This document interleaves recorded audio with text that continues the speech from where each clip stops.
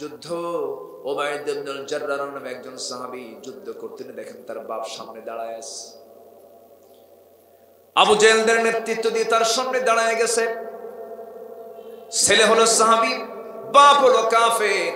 উবাইদ ইবনুল জাররাহ রাদিয়াল্লাহু তাআলা আনহু বাপকে দেখে ভাবলেন আমি কেমন করে আঘাত করি। সঙ্গে সঙ্গে তরবারি গুটায় নিয়া আস্তে করে ঘুরে আসলেন।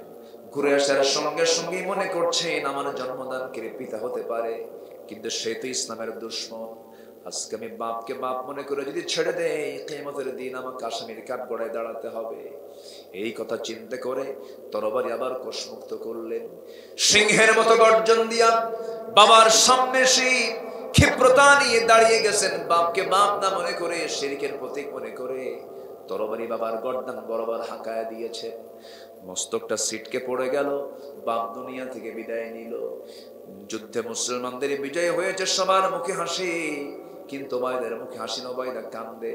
রাসূল বলেছেন সাহাবীরা আমার উবাইদা কান্দে কেন, কি হয়েছে? উবাইদের বাপ যুদ্ধে মারা গেছে। কে মেরেছে? আমরা কেউ মারি না। কে মেরেছে? উবাইদা নিজেই মারছে। আমার নবীজি হাতটা আগায় দিয়ে বলছে ও আমার উবাইদা রে, আমার বুকে আয়, তোর জন্য আল্লাহর জান্নাতটা ওয়াজিব হয়ে গেছে। আল্লাহ তাআলা এইজন্য বলছেন লা তাত্তাখিযু আবাআকুম ওয়া ইখওয়ানাকুম আউলিয়া ইন ইসতাহাব্বুল কুফর আলাল ঈমান। তোমরা সেই বাপকে, সেই ভাইকে কখনো বন্ধু বানাতে যেও না যে বাপ ভাই ঈমানের উপরে কুফরকে যারা প্রাধান্য দিয়েছে, কুফরকে যারা মহব্বত করে নিয়েছে, ঈমানকে মহব্বত না করে তারা তোমাদের কখনো বন্ধু হতে পারে না। বাপ হলেও, ভাই হলেও না। কার কথা? আসতে বলবেন না, কার কথা? আল্লাহ। এর মানে কিন্তু আবার এটা নয় যে আপনি বাবার সঙ্গে খারাপ আচরণ করবেন, তা কিন্তু নয়।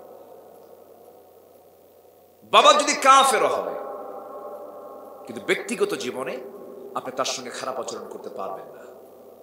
মা যদি চরিত্রহীনও হয়। আউযু বিল্লাহি মিনাশ শাইতানির রাজীম।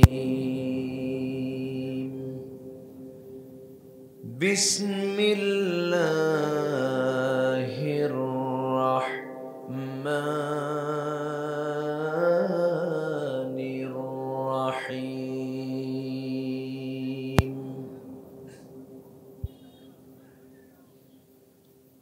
ইয়া আইয়ুহাল্লাযীনা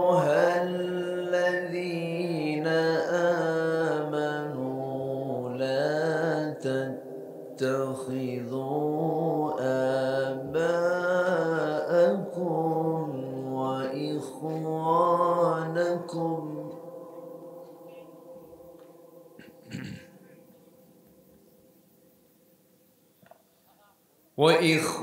وإخوانكم أولياء إن استحبوا الكفر على الإيمان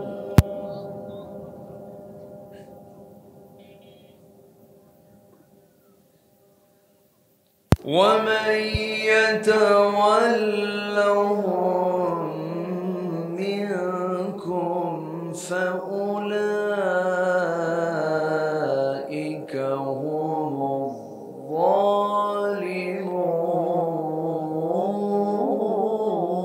الظالمون. الله أكبر.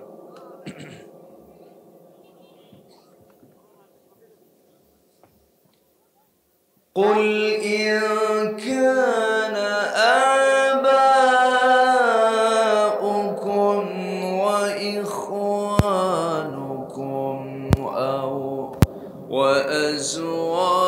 وأزواجكم وعشيرتكم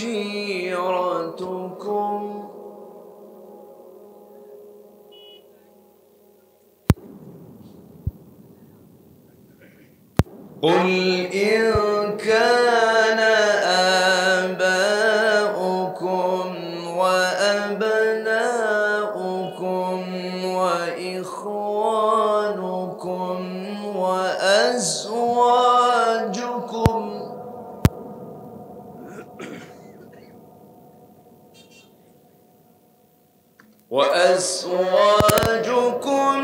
وعشيرتكم وأموال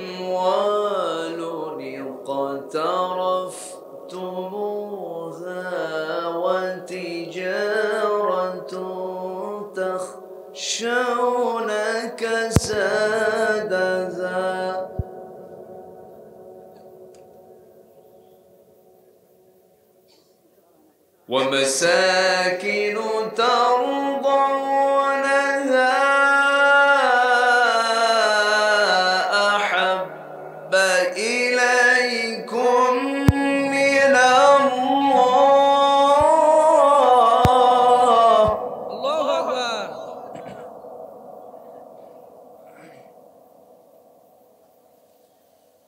أحب إليكم من الله ورسوله وجهاد في سبيله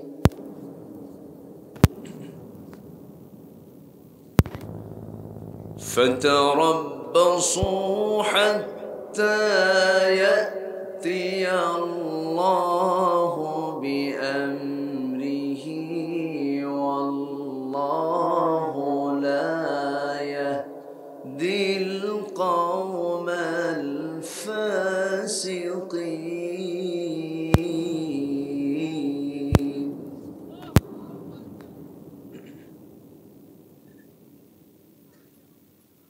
الله أكبر.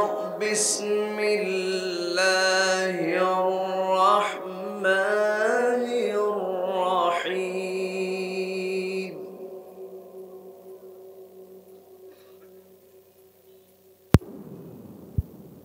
إن الله وملائكته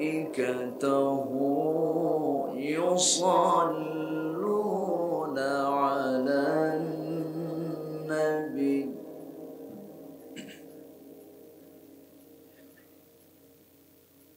يا أيها الذين آمنوا صلوا عليه وسلموا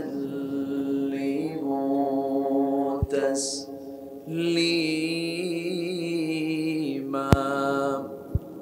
اللهم صل على سيدنا محمد وعلى آل سيدنا شافينا محمد. একটু মহব্বত দিয়ে নবীর প্রেমে মাতোয়ারা হয়ে জবান খুলে জোরালো কণ্ঠে সবাই বলুন আল্লাহুম্মা।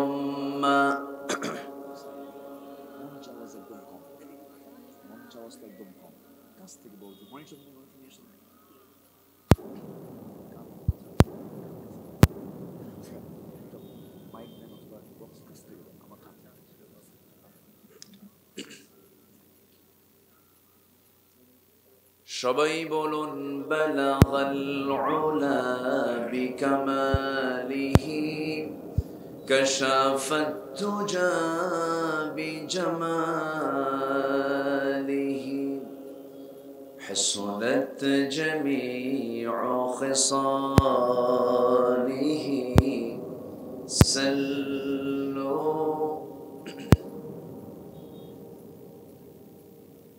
আরবের বুকে মক্কার পরে যেথায় মা আমিনার ঘর, খোদার রহমতে কৌসার হয়ে ঝরছে বারংবার।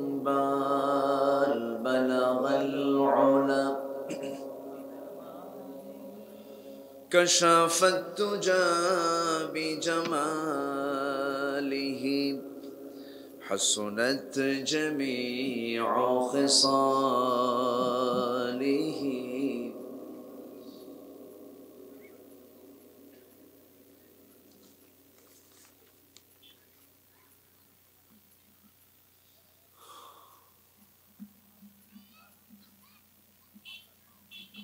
উত্তরবঙ্গের গেটওয়ে বগুড়া জেলার কাহালু উপজেলার আখরাইল উত্তরপাড়া যুব সমাজ মাহফিল ইন্তেজামি কমিটি কর্তৃক আয়োজিত সান্ধ্যকালীন তাফসীরুল কোরআন মাহফিল 2024 মহৎ আয়োজনের সম্মানিত সুযোগ্য সভাপতি জনাব আসাদ আলী শাহ, আজকের প্রোগ্রামের বরেণ্য প্রধান অতিথি মাননীয় চেয়ারম্যান মহোদয়,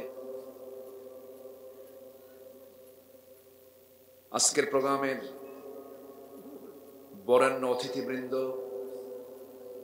হযরত উলামায়ে কেরাম, ফদলায়ে ইজম, সুশীল সমাজ, জাতির শ্রেষ্ঠ সন্তান শিক্ষক মণ্ডলী, জাতির বিবেক সাংবাদিক বৃন্দ,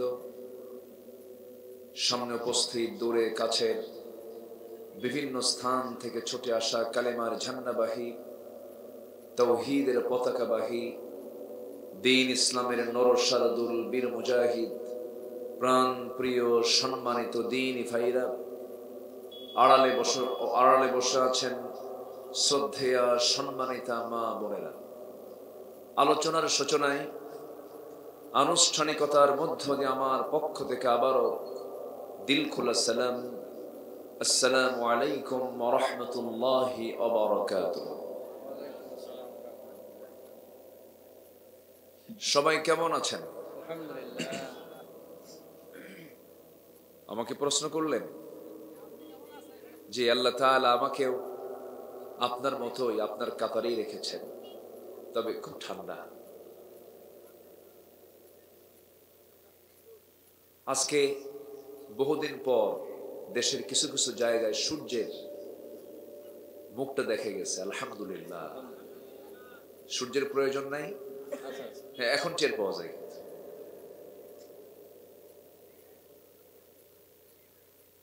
আমি আসার সময় লক্ষ্য করে দেখি প্রচুর মানুষ রাস্তায়, এবং পাশে এটা কি বলবো আমরা, ওটা দ্বিতীয় মাহফিল নাকি? ওই যে পাশে যে আরেকটা মাহফিল হয়, ওটা দ্বিতীয় মাহফিল। সেখানে আমরা পর্যাপ্ত মানুষ দেখছি। হয়তোবা আমার আলোচনা শেষ হয়ে যাবে, মানুষের আশা ফুরাবে না, আসতেই থাকবে। এটা আমাদের দেশের সিস্টেম। জুমার দিন আজান হয় 12:15, মুসল্লি হাজির হয় 1:29 সময়ের খুব দাম দেন উনি। কিন্তু হাদিস আসছে, যদি কোনো বান্দা জুমার দিন যে সবার আগে মসজিদে ঢুকবে, আল্লাহ তাআলা তাকে একটা উট কোরবানির সওয়াব দিয়ে দেন। তাহলে জুমার দিনে সবার আগে যে মসজিদে যায়, আল্লাহ যদি তাকে এমন পুরস্কারে পুরস্কৃত করেন, কোরআন শোনার উদ্দেশ্যে যিনি আজকের মাহফিলে যিনি প্রথম এসেছেন, সওয়াবটি কি তার কম হওয়ার কথা না বেশি হওয়ার কথা? বেশি হওয়ার কথা। ওয়াসারিউ ইলা মাগফিরাতিন মির রাব্বিকুম ওয়া জান্নাতিন আরদুহা আস-সামাওয়াতি ওয়াল আরদ। মাগফিরাতের দিকে দৌড়াও, তোমার রবের দিকে দৌড়াও।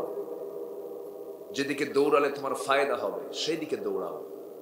কার কথা? আল্লাহর কথা। আমার আওয়াজ যারা শুনতে পাচ্ছেন, মূলত বয়ানের প্রকৃত সময় আমার দেশে এশার পরে হয়, 8টার পরে হয়। কিন্তু মাহফিল কমিটি আমার সাথে একটু অল্প সময়ে তারা যোগাযোগ করেছেন হেতু আমার সময়ের সংক্ষিপ্ততার কারণে আমি মাগরিবের সময়টা আমি তাদেরকে দিয়ে দিয়েছি। এর আগেও আমি বছর 7 আগে হবে, 6-7 বছর আগে হবে, অথবা তার বেশিও হতে পারে। আখরাইল নামটা আমার অনেক পুরাতন নাম। আমি এসেছিলাম এর আগে, তখন রাস্তাঘাট এত উন্নত ছিল না। এবার রাস্তাঘাটের একটা পরিবর্তন লক্ষ্য করছি, আলহামদুলিল্লাহ। তো যাই হোক, আমরা এখানে আলোচনা শুনতে এসেছি আমলের নিয়তে না এমনি শোনার জন্য আসছি? বলেন কিসের জন্য আসছে? আমরা বলেন আমলের নিয়তে আসছি তো নাকি? যদি আমলের নিয়ত থাকে যে আমি যা শুনবো আমল করার চেষ্টা করব, এমন নিয়ত যদি থাকে, এমন সহিহ মানে যেটা আপনার নিয়তটা যদি ডিটারমাইন্ড যদি থাকে, তাহলে মাহফিলটা সাকসেস হবে। বলি আলহামদুলিল্লাহ। আমার দেশে ওয়াজ বেশি হয় না আমল বেশি হয়? ওয়াজ বেশি, আমল কোথায়? ওয়াজটা শুই না চোখের পানি ফেলে কেন্দে কুন্দে আল্লাহর কাছে মাপটাপ চায়া ফজরের সময় উজুর পানি ঠান্ডা, উজুর পানি ঠান্ডা, তাহলে লাভ হলো কি বলে? সম্মানিত হাজিরিন, আমরা যারা আসছি, আমরা যা শুনবো, আমি প্রথমে একটি শর্ত জড়িয়ে দিচ্ছি, সেটা হলো আমরা আমল করব। জোরে বলি ইনশাআল্লাহ। আমলবিহীন শ্রোতা হয়ে কোনো লাভ নেই। আমলহীন শ্রোতা হয়ে কি লাভ আছে? না, আমলওয়ালা শ্রোতা হব আমরা। জোরে বলি ইনশাআল্লাহ। আমরা এখন বসে আছি জান্নাতের বাগানে, যে জান্নাতের বাগান কোরআনের জন্য হয়েছে, যে কোরআন আসমান থেকে নাজিল হয়েছে, যে আসমানের এই কিতাব যা এর মধ্যে পাওয়া যায় সব কার কথা? সেই কালামে রব্বানি থেকে আমি দুটো আয়াতে কারীম আমি তেলাওয়াত করেছি। এই দুটো আয়াতকে সামনে রেখে কিছু কথা বলতে চাচ্ছি। ওয়ামা তাওফীকি ইল্লা বিল্লাহ আলাইহি তাওয়াক্কালতু ওয়া ইলাইহি উনীব। সেই মহান রবের প্রতি পূর্ণ ভরসা রেখে আসুন আমরা ধীরে ধীরে মূল আলোচনার দিকে চলে যাচ্ছি। কোরআন আল্লাহ তাআলা আমাকে আপনাকে দিয়েছেন দয়া করে। বলি আলহামদুলিল্লাহ। কোরআন যদি নাজিল না হতো, আমার সবচেয়ে আপন, সবচেয়ে প্রিয়, আমি আল্লাহকে চিনতাম না। বান্দা যদি তার রবকে না চেনে, এর চেয়ে বড় অসহায় আর কিছু থাকতে পারে? যে সন্তান তার আব্বা আম্মা খুঁজে পায় না, তার আব্বা আম্মা হেরে গেছে, তার চেয়ে বড় অসহায় কেউ আছে? তাকে কি বলে? যার বাপ মা নাই, কি বলে বলেন? এতিম, অনাথ, অসহায়। তো আমাদের এই অসহায়ত্ব থেকে আমরা মুক্তি পেয়েছি কোরআন নাজিলের মধ্য দিয়ে, যে আমরা আমাদের রবকে চিনতে পেরেছি। কারণ দিন শেষে যেখানেই যাই, যা কিছুই করি, বউ থাকে, বাচ্চা থাকে, ছেলে থাকে, মেয়ে থাকে, নেতা থাকে, কর্মী থাকে, কর্মচারী থাকে, কর্মকর্তা থাকে, বন্ধু থাকে, বান্ধব থাকে, আত্মীয় থাকে, সব থাকার পরেও যদি চোখটা বন্ধ করে যদি ভাবি, দিন শেষে কেউ কি আমার কিছু? আসতে বলে, কেউ কি আমার কিছু? আমার যদি কেউ পার্মানেন্ট, আমারও যদি কেউ সঙ্গে হন, তিনি আমার একমাত্র, তিনি কে? আল্লাহ। আসতে বলবেন না, তিনি আমার কে? আল্লাহ তাআলা। সে আল্লাহ তাআলা আমার আরমে আরওয়াহেও ছিলেন, আলামে বুতুনও ছিলেন, মার পেটেও ছিলেন। তিনি সেখানে আমাকে তত্ত্বাবধান করেছেন। মার পেটের মধ্যে আমরা ছিলাম 10 মাস। এই পৃথিবীতে আসার আগে রূহের জগতে ছিলাম, সেখানে আল্লাহ তাআলা আমাকে লক্ষ্য করেছেন, আমাকে প্রশ্ন করেছেন, আলাস্তু বিরাব্বিকুম, আমি কি তোমার রব নই? ক্বালু বালা, বলেছে হ্যাঁ তুমি আমার রব। আমার বন্ধুগণ, এই মার পেট থেকে 10টি মাস যখন পূরণ হয়ে গেল, মার পেটের জগৎ থেকে আল্লাহ রাব্বুল আলামিন এই দুনিয়াতে আসার আগেই ওই মার পেটের মধ্যে 72টা অপারেশন সম্পূর্ণ করলেন। এমন সুন্দর করে প্রস্তুত করলেন, মাথা থেকে পা পর্যন্ত, মাথার চুলের আগা থেকে পার গোড়ালি পর্যন্ত বান্দার জীবনের জন্য, চলাফেরার জন্য যা তার দৈহিক চাহিদা, মাথা থেকে পা পর্যন্ত সমস্ত অঙ্গ প্রত্যঙ্গ গুলো নিখুঁত করে পাঠালেন, নিখুঁত করে বানালেন, স্বতন্ত্র করে বানালেন। যতগুলো মানুষ এখানে বসে আছেন, কারো চোখের সঙ্গে কারো চোখের মিল নাই, কারো হাতের সঙ্গে কারো হাতের মিল নাই। হাত তো দূরেই থাকলো, একটা হাতের আঙ্গুল, আঙ্গুলের যগ্রভাগ, হাফ ইঞ্চি জায়গা ফিঙ্গারপ্রিন্ট, এই ফিঙ্গারপ্রিন্টের সঙ্গে কারো ফিঙ্গারপ্রিন্টের কোনো মিল নাই, চোখের মিল নাই।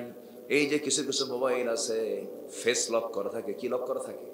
ফেস লক করা থাকে। আপনার ফেসের সঙ্গে মিল দেখে মোবাইলটা খুলে যায়। সাধারণ দুনিয়ার সাধারণ মোবাইলের লক খোলার জন্য যদি ফেস ছাড়া লক যদি না খোলে, চোখের সঙ্গে যদি চোখ না মেলে, কেউ এটা খুলতে পারে না। আল্লাহ রাব্বুল আলামিন এই যে চোখগুলো স্বতন্ত্র করেছেন, হাত পা গুলো স্বতন্ত্র করেছেন, আল্লাহ তাআলা এক একটা মানুষ কেমন সুন্দর করে বানিয়েছেন, স্বতন্ত্র করে।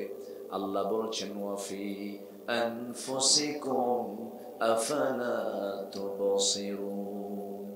বান্দা তুমি তোমার নিজের দিকে তাকায় দেখো, আমি তোমাকে কত সুন্দর করে বানিয়েছি। বান্দা তোমার বন্ধু দিন শেষে কেউ না, তোমার বন্ধু দিন শেষে আমি আল্লাহ।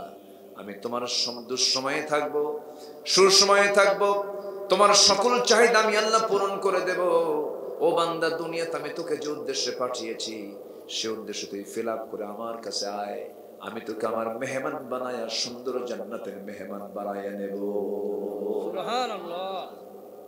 সম্মানিত ভাইয়েরা, সেই মহান রব্বুল আলামিন যিনি আমার রব, যিনি আমাকে দেখেন, আমাকে শোনেন, আমাকে জানেন, আমাকে বুঝেন, আমার মনের রাজত্বেও তিনি খোঁজ খবর রাখেন। আমি কি প্রকাশ করি না তাও তিনি জানেন, কি প্রকাশ করি তাও তিনি জানেন। আমার গোপন অন্তরে আমি কি লুকাই রেখেছি তাও জানেন। মা তুখফি, তুমি যা গোপন করেছো, তোমার অন্তরে তুমি যা দানা বেঁধে রেখেছো, আমি আল্লাহ সঙ্গে সঙ্গে তা জেনে যাই। তোমার চক্ষু কি খেয়ানত করে, তোমার অন্তরে তুমি কি দানা বেঁধে রেখেছো। ওয়াইয়ালামু খাইনাতাল আয়ুনি ওয়া মা তুখফিস সুদূর, তোমার অন্তরে তুমি কি আড়াল করেছো কে জানেন? আল্লাহ। আসতে বলবেন না, তিনি কে? আল্লাহ। কে জানেন? আল্লাহ জানেন। আমার বন্ধুগণ, সে আল্লাহ রাব্বুল আলামিন বলছেন, বান্দারে বন্ধুত্ব যদি টিকে রাখতে হয়, আসল বন্ধুত্ব, অরিজিন স্থায়ী বন্ধুত্ব আগে টিকে রাখার চেষ্টা করো। যে সমস্ত বন্ধুত্ব সম্পর্কের কথা তুমি আজকে বলছো, তোমার বউ, তোমার ছেলে, তোমার মেয়ে, তোমার বাবা, তোমার বোন, তোমার গোত্র, তোমার সম্পদ, তোমার গোত্র, তোমার সম্পদ, তোমার মালামাল, তোমার ঘর বাড়ি, এই সমস্ত বিষয়ের প্রতি তোমার যে টান আছে, এই সমস্ত টানের চাইতে বেশি টান রাখতে হবে কার উপরে বলেন? আসতে বলবেন না, কার উপরে? যে টানের কথা আমরা মনে করি সেই টান তো একদিন ফুরে যাবে, সেই মোহাব্বত তো একদিন ফুরে যাবে। আল্লাহ রাব্বুল আলামিন ঈমানের ক্ষেত্রে ঈমানদারের জীবনে কি কি অন্তরায় থাকতে পারে আল্লাহ তাআলা সূরা তাওবার 23 নম্বর এবং 24 নম্বর আয়াতে তা সুন্দর করে স্পষ্ট করেছেন। তিনি বলছেন, ইয়া আইয়ুহাল্লাযীনা আমানু লা তাত্তাখিযু আবাআকুম ওয়া ইখওয়ানাকুম আউলিয়াআ ইন ইসতাহাব্বুল কুফরা আলাল ঈমান। ঈমানদারকে ডাক দিচ্ছেন। কাকে ডাক দিচ্ছেন? ঈমানদার। আমরা এখানে বসে আছি, আমরা সবাই কি বলেন? কি সন্দেহ লাগে নাকি আপনাদের? আমরা সবাই কি ঈমানদার। নামাজ না পড়ি ঈমান তো আছে, এরকম বলার লোক নাই? আছে না? নামাজ না পড়ি ঈমান কি নাই আমার? নামই হলো ঈমান আলী। আমার ঈমান থাকবে না তো কার ঈমান থাকবে? আমার দেশে দুঃখ লাগে, 18 কোটি মুসলমানের দেশ বাংলাদেশ, গোটা পৃথিবীর প্রথম মুসলিম দেশ সংখ্যার দিক থেকে ইন্দোনেশিয়া, আর সেই ইন্দোনেশিয়ার পরে সংখ্যাগরিষ্ঠ দ্বিতীয় বৃহত্তম মুসলিম দেশ হলো বাংলাদেশ। 18 কোটি মানুষ যে দেশে, গোটা পৃথিবীর মোট জনগোষ্ঠী 700 কোটি, এর প্রায় 200 কোটি মুসলমান, আর তার প্রায় 18 থেকে 20 কোটি মুসলমান বাংলাদেশে। 56টি মুসলিম রাষ্ট্র, অথচ যে বাংলাদেশের এত সংখ্যক মুসলমান যারা বিশ্ব নেতৃত্বের জন্য উপযুক্ত হওয়ার কথা ছিল, কিন্তু আজকে মুসলমানদের যে দশা আমার দেশে, নামাজি বেশি না বেনামাজি বেশি? বলেন, নামাজি না বেনামাজি বেশি? দাড়িওয়ালা বেশি না দাড়ি ছাড়া বেশি? বলে আচ্ছা বলেন তো, একজন নবীর নাম বলেন তো যে নবীটা দাড়ি কাটছে? আছে? লক্ষাধিক পয়গম্বর, কোন পয়গম্বর দাড়ি কাটলেন না। আপনি যে দাড়ি কাটতেছেন এটা কার সুন্নত মানেন আপনি? এটাই তো প্রশ্ন। আপনি কাকে ফলো করেন? বিশ্বনবী তার জায়গা থেকে যদি দাঁড়িয়ে রাখতে পারেন, আপনার দাঁড়িয়ে রাখতে আপনার বাধা কোথায়, সমস্যা কোথায়? দাঁড়িয়ে রাখা কি ওয়াজিব না সুন্নত নাকি, এগুলো প্রশ্ন করার দরকার নেই। তো আগে বুঝতে হবে যে আমার প্রাণ থেকে প্রিয়, আমার জীবন থেকে প্রিয় মুহাম্মদ সাল্লাল্লাহু আলাইহি ওয়াসাল্লাম, তিনি দাড়িওয়ালা ছিলেন। তিনি কি ছিলেন? দাড়িওয়ালা। আমার মডেল তো তিনি হওয়ার কথা ছিল। আজকের অধিকাংশ নেতাগুলো দাড়িওয়ালা না মোসওয়ালা? বলেন দাড়িওয়ালা না মোসওয়ালা? মোসওয়ালা। 2.5 ইঞ্চি মোসের মানে কি এরিয়া, হ্যাঁ মোসের এরিয়া হলো 2.5 ইঞ্চি মোটা হাইব্রিড জাতের মোষ। কি জাতের মোষ বলেন? হাইব্রিড, খুব ভিটামিন সমৃদ্ধ মোষ। মোষ একখান আছে আর ব্যাট একখান আছে 10 মাসের মতো, বাস বিশাল বড় নেতা হয়ে গেছে। এখন তো নেতা হওয়ার জন্য যোগ্যতা লাগে না, নেতা হওয়ার জন্য যোগ্যতা লাগে হলো মিথ্যা কথা বলা, প্রতারণা করা, চুরি করা, মরা নানির ভোট নিয়ে নেওয়া। কি নানির? মরা নানির। ঠিক আছে না? কপাল আমাদের কত ভালো, আমরা বহুদিন পর কেউ কেউ শুনেছি যে আমার মরা নানি এবার ভোট দিয়ে গেছে, আসছিল। এটা বিশাল ভালো সংবাদ না? এটা বিশাল ব্যাপার।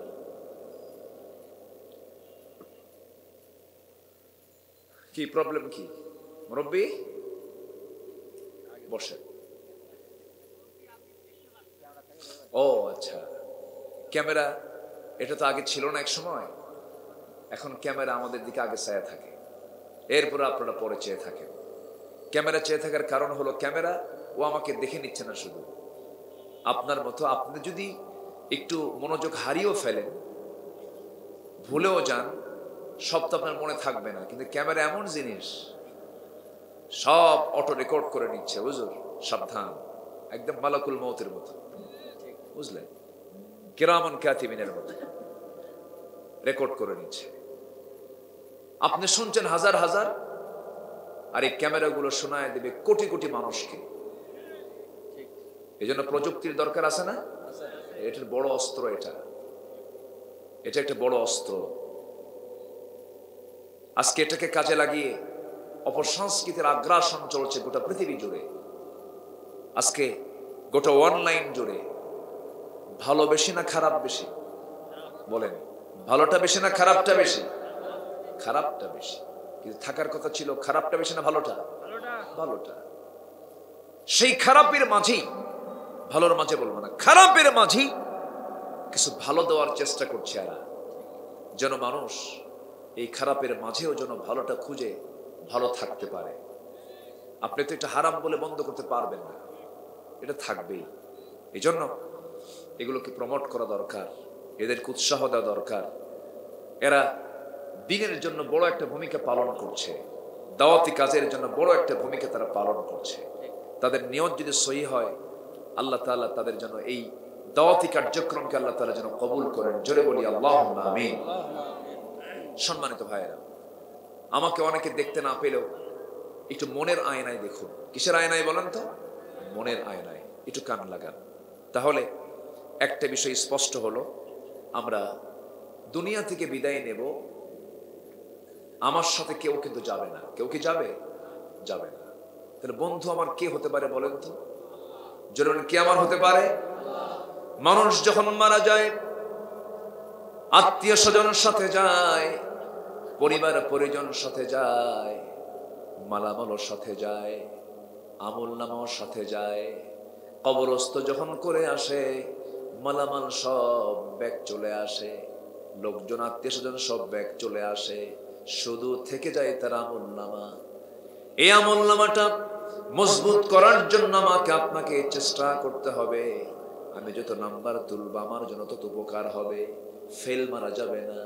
জান্নাতের কাজ করার জন্য মরার আগে না পরে কাজ করতে হবে? বলেন, আগে কাজ করতে হবে। আল্লাহ রাব্বুল আলামিন এই জন্য আরেক জায়গায় বলেছেন, খুব পরিচিত আয়াত, ওয়ালা তামুতুন্না ইল্লা ওয়া আনতুম মুসলিমুন। মুসলমান না হয়ে কখনো মৃত্যুবরণ করো না। প্রকৃত মুসলমান না হওয়া পর্যন্ত তোমরা কখনো মৃত্যুবরণ করো না, মুসলমান হয়ে মরো। আমার বন্ধুগণ, আমার দেশে বহু মুসলমান আছে, নামাজ নাই, রোজা নাই, দিন নাই, পর্দা নাই, সুদের কারবার করে, জেনার কারবার করে, আকাম কুকাম করে, আবার মাঝে মাঝে হজেও যায়। আছে না? আসতে আছে না নাই? আছে না নাই? কত অভিনয় আমরা দেখছি এখন। সারা জীবন গান বাজনা করে, নায়িকে দিয়ে নিয়ে নাচে, অর্ধলগ্ন পোশাক পরে। নির্বাচন আসে, সে নায়ক আবার ইমাম হয়ে যায়। কি ঠিক আছে না? আমার কথা কি বুঝতেছেন? নায়ক তখন কি হয়? ইমাম হয়ে যায়। অভিনয় আমরা করি না। আমার মাথার টুপি একদিন পরি না, সারা বছরই পরি। আমরা নামাজ দেখানোর জন্য পড়ি না, আমরা সারা বছর নামাজ পড়ি। ধর্মের ব্যবসা বলে গালমন্দ করেন যারা, ধর্মের ব্যবসা তারাই করেন যখন মৌসুম আসলে পরে তসবিহ ধরেন আর মাথায় টুপি লাগান।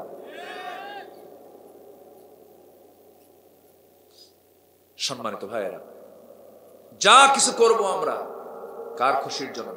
আল্লাহ। আসতে বলবেন না, কার খুশির জন্য? আল্লাহর খুশির জন্য। আমার ভাইয়েরা, একটু কান লাগান।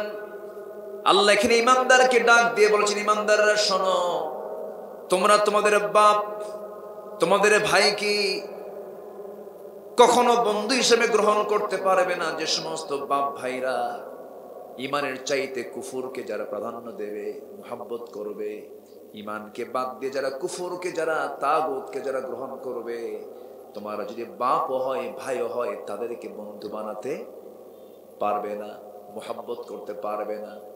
কিন্তু দুঃখজনক হলো সত্য, আমার দেশে একই পরিবারে একই বাবার 4 সন্তান 4টা দল করে। যে দল ক্ষমতায় থাকে সেই ভাইয়ের কাছে 3 ভাই এসে বলে, ভাই 5 বছর চালাও, আমরা যখন ক্ষমতায় আসবো আমরা তখন তোমাদেরকে চালাবো। আছে না? তাহলে এই আয়াত কি তাদেরকে সাপোর্ট করে?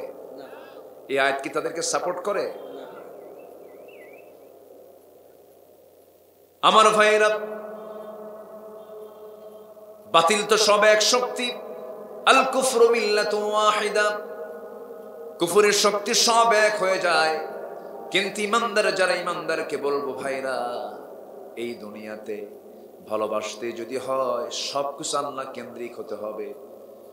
আল্লাহ তাআলা এখানে কি শব্দ কড়া করে বলেছেন, তোমার বাবা, তোমার নিজের জন্মদানকারী পিতা এবং তোমার সহোদর ভাই যদি ইমানকে বাদ দিয়ে যদি কুফরকে যদি গ্রহণ করতে পারে, লা তাত্তাখিদু, তোমরা গ্রহণ করতে পারবে না, তাদেরকে বন্ধু হিসেবে গ্রহণ করতে পারবে না, আপনজন মনে করতে পারবে না। এত শক্ত কথা কেন বললেন? এই জন্য বললেন, কারণ ইমান যখন আনবো, সম্পর্ক হবে ইমানের ভিত্তিতে, সম্পর্ক ছিন্ন হবে ইমানের ভিত্তিতে।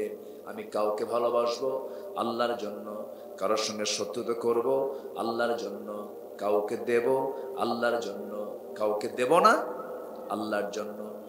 আল্লাহ রাব্বুল আলামিন এরপরে বলছেন, وَمَن يَتَوَلَّهُم مِّنكُمْ فَأُولَٰئِكَ هُمُ الظَّالِمُونَ। এই সমস্ত কাজ যারা করবে তোমাদের মধ্যে থেকে, এরাই হলো জালিম। এরা কি? আসতে বলবেন, এরা কি? জালিম। ইসলাম এমন একটি বিধানের নাম, ইসলাম মানতে গেলে বাবাও শত্রু হতে পারে, ভাই শত্রু হতে পারে, স্ত্রী শত্রু হতে পারে, সন্তান শত্রু হতে পারে। সকল কিছুর উপরে প্রাধান্য দিতে হবে কাকে? আসতে বলবেন না, কাকে প্রাধান্য দিতে হবে? আল্লাহকে। আমার ভাইরা, ইসলামের ইতিহাসে প্রথম যুদ্ধ হয়েছিল নবজি 13 বছর মক্কায় থেকে মদিনায় যখন রওনা দিলেন। 2 হিজরিতে প্রথম যে যুদ্ধটা পরিচালনা হলো সেটা হলো বদর যুদ্ধ। এই বদর যুদ্ধকে বলা যেতে পারে আত্মীয় যুদ্ধ। বদর যুদ্ধকে বলা যেতে পারে ভাই ভাই যুদ্ধ। বদর যুদ্ধকে বলা যেতে পারে আত্মীয় যুদ্ধ, গোত্র যুদ্ধ। বদর যুদ্ধ বলা যেতে পারে জামাই শ্বশুরের যুদ্ধ।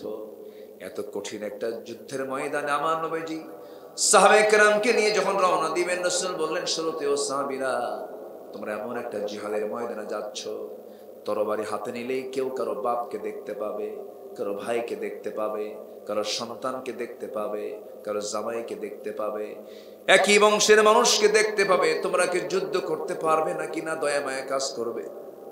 সঙ্গে সঙ্গে সাহাবীরা বলছেন, ইয়া রাসূলুল্লাহ, আপনার মহব্বতে ঘর ছেড়েছি, আপনার মহব্বতে বউ ছেড়ে দিয়েছি, আপনার মহব্বতে দেশ ছাড়া হয়েছি। ইয়া রাসূলুল্লাহ, আপনি যা বলবেন তাই হয়ে যাবে, কোনো সমস্যা নেই। রাসূল তাদেরকে পরখ করলেন। বদর যুদ্ধ যখন শুরু হবে, আমার রাসূল রমজান মাস, কি মাস বলেন? রমজান মাস। প্রথমবার যেবার রোজা ফরজ হয়েছে, প্রথম দ্বিতীয় হিজরিতে রোজা ফরজ হয়েছিল। দ্বিতীয় হিজরি রমজান মাসের 17 তারিখ আমার নবীজি সাহাবায়ে কেরাম কিনে 16টা রোজা রেখেছেন, জীবনের প্রথম রোজা। প্রথমবার যে রোজা ফরজ হলো, কুতিবা আলাইকুমুস সিয়াম কামা কুতিবা আলাল্লাযীনা মিন ক্বাবলিকুম লাআল্লাকুম তাত্তাকুন।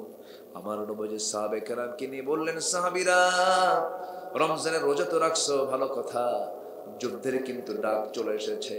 আবু জেহেলরা লোহিত সাগরের পাশ দিয়ে ঘেসে ঘেসে 450 মাইল অতিক্রম করে তারা বদর নামক প্রান্তর পর্যন্ত চলে এসেছে। যে কোনো মুহূর্তে হামলা শুরু হয়ে যাবে। সাহাবীরা প্রস্তুতি নিয়ে নাও। ছোট্ট কিছু সাহাবীরা পর্যন্ত নবীর সামনে চলে আসলেন। তরবারি নাই, অস্ত্র শস্ত্র নাই, খাবার নাই, কোনো কিছু নাই।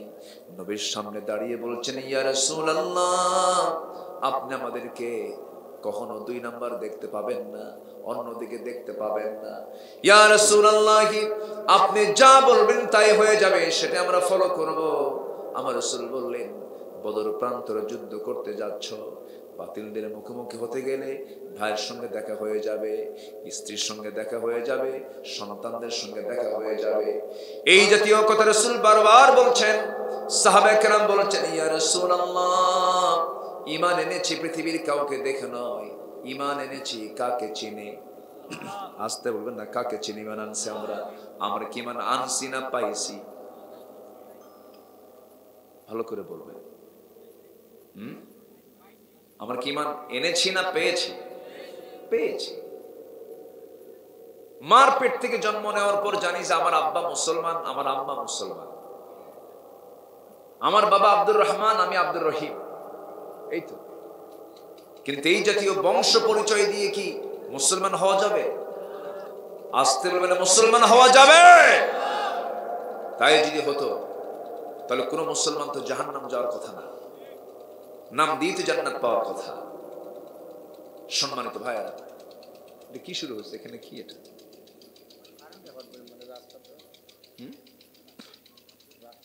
কি ভটভটি নাকি? ভটভটি, জি। এ তো ওর আওয়াজ তো আমার চেয়ে বেশি দেখতেছে। এই তাড়াতাড়ি টান দেন। সম্মানিত ভাইরা, আমার দিকে তাকান। কষ্ট পাচ্ছেন নাকি? আমার কথাগুলো কি বোঝা যায়? আমি শুধু আজকে আমার সাবজেক্ট হচ্ছে, আমি বলে দিচ্ছি আগেই, ভালোবাসি কাকে আর ভালোবাসা দরকার কাকে, এটা হচ্ছে কথা আজকে আমার আলোচনার মূল সাবজেক্ট। আজকে ভালোবাসা চলে গেছে হলো পার্কে, বটতলা, গাছতলা। আসলে তো ভালো যদি বাসতেই হয়, মহব্বত যদি করতেই হয়, সেই মহব্বতটা হওয়া উচিত অস্থায়ী না স্থায়ী? বলেন তো, সেই ভালোবাসা দেওয়া অস্থায়ী না স্থায়ী? আচ্ছা, যদি কেউ বিল্ডিং বানায়, 5 তলা বিল্ডিং বানাবে সে, কিন্তু ভিত নাই, বিল্ডিং থাকবে? আগে 5 তলা দরকার না, আগে ভিত দরকার? ভিত দরকার। আমরা স্থায়ী চিন্তাটা আগে করব। আমি যে এই যে মহব্বত ভালোবাসা দেখাচ্ছি, এগুলো ঠুনকো, এগুলো হেরে যাবে। কিন্তু সেই ভালোবাসার দিকে, সেই মহব্বতের দিকে যাওয়া দরকার, যেটা চিরকাল থেকে যাবে। এর মধ্যে 1 নম্বর মহব্বত হলো কার মহব্বত? আসতে বলবেন না, কার মহব্বত? আল্লাহ। আমার বন্ধুগণ, এই সূরাটা মদিনায় নাজিল হয়েছে। আমার নবীজি মদিনায় যখন 10টা বছর সময় কাটালেন, ৮৬টা যুদ্ধ পরিচালনা করেছেন, নিজে তিনি সশরীরে ২৭টা যুদ্ধের নেতৃত্ব পর্যন্ত দিয়েছেন। উহুদের প্রান্তরে সবচেয়ে বেশি তিনি রক্তাক্ত হয়েছেন, মার খেয়ে নবীজি দাঁত হারিয়ে ফেলেছেন। খন্দকের পরীক্ষা খনন করতে গিয়ে, কোদাল মারতে গিয়ে কোমর তিনি হারিয়ে ফেলেছেন, কোমর সোজা করে দাঁড়াতে পারেন নাই। আমার ভাইয়েরা, সেই বদর প্রান্তরে আমার নবীজি সাহাবায়ে কেরামকে নিয়ে জায়গাগুলো ঠিকঠাক করলেন, কোথায় কে কোথায় কোন জায়গায় দাঁড়াবে। ছোট্ট দুইটা বাচ্চা এসে রাসূলকে বলছে, ইয়া রাসূলুল্লাহ, শুনলাম যুদ্ধের নাকি ডাক চলে এসেছে, আপনি যদি আমাকে পারমিশন দিতেন আমরা দুজন যুদ্ধে হাজির হতাম। রাসূল বলেন, সৈন্যের সংখ্যা কম, কিন্তু তোমাদেরকে আমি অনুমতি দিতে পারবো না, কারণ তোমাদের ফিটনেস নাই, তোমাদের দৈহিক ফিটনেস নাই, শারীরিক ফিটনেস নাই। তরবারি নিয়ে তোমরা বাহুবলের সেই শক্তি তোমরা পাবে না, যুদ্ধ করতে পারবে না। সঙ্গে সঙ্গে দুজনের একজন বড়জন বলে, হুজুর অন্তত আপনি আমাকে অনুমতি দেন, আমি ওর চাইতে লম্বাই বড় আছি। ছোটজন বলে, হুজুর যদি আপনি লম্বার জন্য তাকে পারমিশন দেন, আমি লম্বা কম হতে পারি, কিন্তু সে আমার সঙ্গে মারামারি পারে না। সুবহানাল্লাহ বলবেন না? সুবহানাল্লাহ। রাসূল খুশি হলেন, দুজনকে কুস্তি লাগায় দিলেন। বড়জন ছোটজনকে নিচে ফেলে দিয়েছে, ছোটজন বড়জনের বুকের উপরে উঠে কানের মধ্যে কান ঢুকায় বলে, ভাই রে শক্তি দিও না, আমি তোমার সঙ্গে পারবো না, কিন্তু তুমি কি একা যুদ্ধে যাবে নাকি? আমাকে যুদ্ধে যাওয়ার সুযোগ কি তুমি দেবে না? দুজন ম্যানেজ করে নিয়েছে। রাসূল এটা টের পেয়ে মুসকে মুসকে হাসি দিয়া ছোট্ট দুইটা বাচ্চাকে লক্ষ্য করে আল্লাহকে বলছেন, আল্লাহ এই ছোট্ট দুইটা শিশুর গায়ের জোর নাই, কিন্তু ইমানের জোরটা আছে। সুবহানাল্লাহ। বিজয়ের জন্য গায়ের জোর দরকার না, ইমানের জোর দরকার, ইমানের জোর দরকার। কোথায় ফিলিস্তিনের সামরিক শক্তি আর কোথায় ইসরায়েলের সামরিক শক্তি? রাত দিন তফাৎ। কোথায় কোন শক্তি তুলনায় চলে না। ওরা করে গুলি আর আমারে পাথর। সেই ফিলিস্তিনের যে হামলাটা তারা করেছে, সমস্ত আধুনিক তথ্য প্রযুক্তি সব হেরে গেছে তাদের কাছে। এটা কি অস্ত্রের জোরে না ইমানের জোরে? ইমানের জোরে। কিসের জোরে বলেন? ইমানের জোরে। ইমানের জোরে। এখন পৃথিবীতে কিছু আল্লাহর বান্দা আছে, আসতে বলবেন না, আছে না নাই? আছে। আছে। হাসতে হাসতে তারা ফাঁসির মঞ্চ পর্যন্ত চলে যায়। আমরা আগে শুনতাম বড় ইমাম আযম আবু হানিফা ৮ বছর জেলখানায় থেকে বিষ প্রয়োগ করে তাকে শহীদ করে দিয়েছে জেলখানায়। আগে শুনতাম। এখন বাংলাদেশের ইতিহাসেই এই সমস্ত ইতিহাস রচিত হয়েছে, ঠিক কিনা? আগে শুনতাম সাহাবে কেরামকে জেলখানার মধ্যে আটকিয়ে রেখে শুলে চড়ায়া খুবাইব ইবনে আদিকে হাত কেটে নিয়ে পা কেটে নিয়ে তাকে শহীদ করে দুনিয়া থেকে বিদায় করে দিয়েছে। আগে শুনতাম। বাংলাদেশের ইতিহাসে এই বাস্তব রূপও আমরা দেখতে পাচ্ছি, ঠিক কিনা? এটা একদিকে যেমন আমাদের জন্য কষ্ট, কিন্তু তখনই একজন মা সন্তানের মুখ থেকে মা ডাকটি শুনতে পারে যখন মা রক্তাক্ত হয়, যখন মা প্রসব বেদনা সহ্য করেন, তখনই তিনি মা হতে পারেন।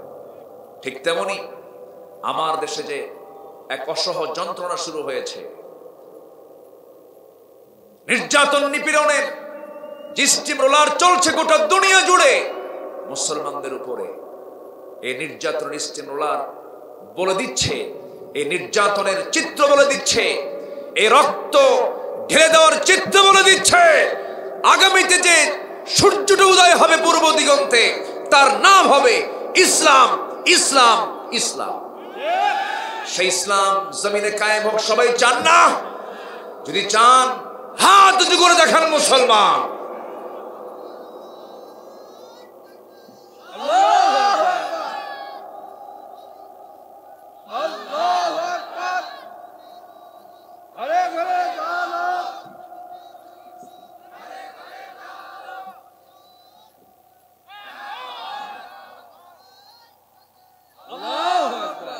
আল্লাহ কবুল করুন। জোরে বলি আমিন, আরো জোরে আমিন, আরো জোরে আমিন। সম্মানিত ভাইয়েরা, সম্মানিত বন্ধুগণ, বদর যুদ্ধ মানে হলো বাপ বেটার যুদ্ধ। বদর যুদ্ধ মানে হলো ভাই ভাই যুদ্ধ। আমার নবীজি যুদ্ধের ময়দানে রওনা দিচ্ছেন, সাহাবীরাও সাথে আছেন। মদিনা থেকে 80 মাইল দূরে হবে। এখন তার সময় লাগে না যেতে। আমি বারবার যাই, যখন মদিনায় যাই তখন এই সমস্ত জায়গাগুলো, সোহাদায়ে উহুদ, সোহাদায়ে বদর, এই সমস্ত শহীদদের মাকবরাগুলো দেখে আসি। 80 মাইল দূরে বদর প্রান্তর পর্যন্ত 350 মাইল অতিক্রম করে কুরাইশরা মদিনার অদূরে এসে দাঁড়িয়ে অপেক্ষা করছে কিভাবে মোকাবেলা করা যায়। মুহাম্মদ বিন আব্দুল্লাহ দাওয়াতি মিশনকে, ইসলামকে কেমনে নিশ্চিহ্ন করা যায়, এই চিন্তা হলো ওদের। কিন্তু ইসলাম কি আমার নবীর না আল্লাহ? আমার নবীর না আল্লাহ? যারা ইসলামকে নিয়ে ষড়যন্ত্র করেন, ইসলামী রাজনীতি নিয়ে যারা ষড়যন্ত্র করেন, রাজনীতিকে যারা ইসলামের আওতায় মনে করেন না, যে ইসলামের রাজনীতি নেই, এই চেতনা তাদেরই কাজ করে যারা হলো নাস্তিক। ঠিক কিনা বলেন? যারা বলবে ইসলামের রাজনীতি নেই, তাকে নতুন করে মুসলমান হতে হবে। ইসলাম আংশিক না পুরোপুরি? ইসলাম কি পূর্ণাঙ্গ না অপূর্ণাঙ্গ? যদি কেউ বলে ইসলামের রাজনীতি নেই, তাহলে ইসলামটাকে কি বলা হলো? অপূর্ণাঙ্গ। ইসলাম কি অপূর্ণাঙ্গ? সবই আছে এর মধ্যে। রাসূল যদি রাজনীতি না করতেন তাহলে বদর যুদ্ধ চালালেন কেমনে? উহুদ যুদ্ধ চালালেন কেমনে? অর্থ মন্ত্রণালয় চালালেন কেমনে? বিচার মন্ত্রণালয় চালালেন কেমনে? আইন মন্ত্রণালয় চালালেন কেমনে? জাতি রাষ্ট্রকে পরিচালনা তিনি কেমনে করলেন? যারা বলে ইসলামের রাজনীতি নেই, এই কথাটা সম্পূর্ণ কুফরি কথা। এই কথা কোন ইমানদারের মুখ থেকে কখনো বের হতে পারে না। রাসূলকে শুধু সুরমায় মানবেন, সুরমা চোখে সুরমা লাগানো এটাতে মানবেন, মিষ্টি খাওয়াতে মানবেন, জুব্বায় মানবেন, সুন্নত নামাজে মানবেন, দাড়িতে মানবেন। রাসূলের সুন্নত আপনি রাজনীতিতে মানবেন না, রাষ্ট্রে মানবেন না, আপনি প্রতারক, আপনি ভণ্ড।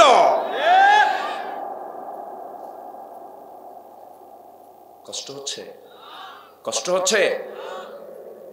ইসলাম সবকিছু বলে দেয়।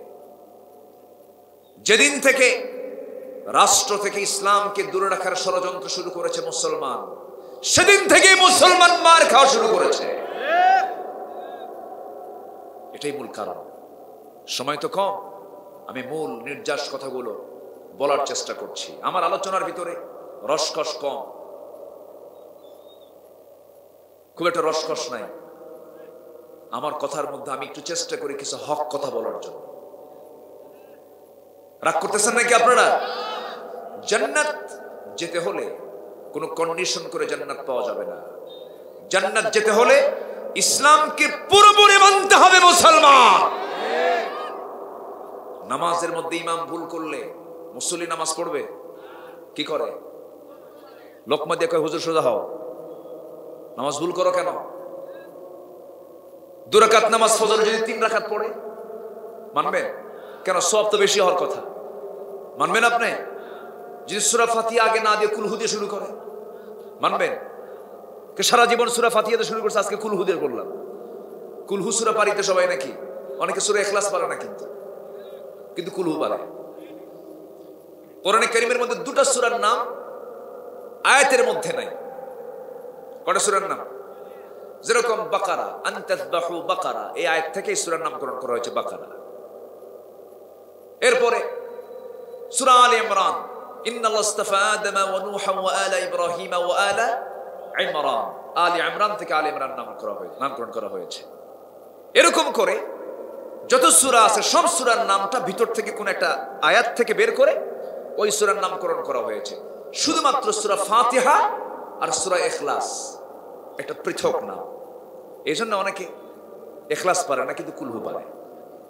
এই জন্য বললাম, একটা বিষয় আপনাদেরকে জানিয়ে দিলাম। মানে ইমাম যদি নামাজের ভিতরে যদি একটু কম বেশি করে, আপনি যেমন লোকমা দিবেন, ইমাম সাহেব সংশোধন হবে, আপনার সম্মান শ্রদ্ধা ঠিকই থাকবে, সালামও ফিরবেন, সবকিছু মানবেন। তাকে মানবেন ততক্ষণ, ইমাম মানবে যতক্ষণ। কার কথা? আল্লাহর কথা। কিন্তু ইমাম যদি নামাজের মধ্যে কোনো ভুল করে ফেলেন, কিন্তু সে ভুল ঠিকও করে না, তেড়ি মার খায়, স্বৈরাচার, কি স্বৈরাচারী কায়দায় সে নামাজ এলোমেলো করছে, তখন কি আপনি মানবেন? তখন কি নামাজ পড়বেন? তখন দায়িত্ব হলো ওই ইমামকে ঘাট ধরে মসজিদ থেকে বের করে দেওয়া। ঠিক তেমনি সমাজের যারা নেতৃত্ব দিতে চান, মুসলমানদের যারা মুসলমানের নেতৃত্ব দিতে চান, ইসলাম ছাড়া নেতৃত্ব দিতে আসছে, তাদের ঘাট ধরে সমাজ থেকে বের করে দেওয়া দরকার।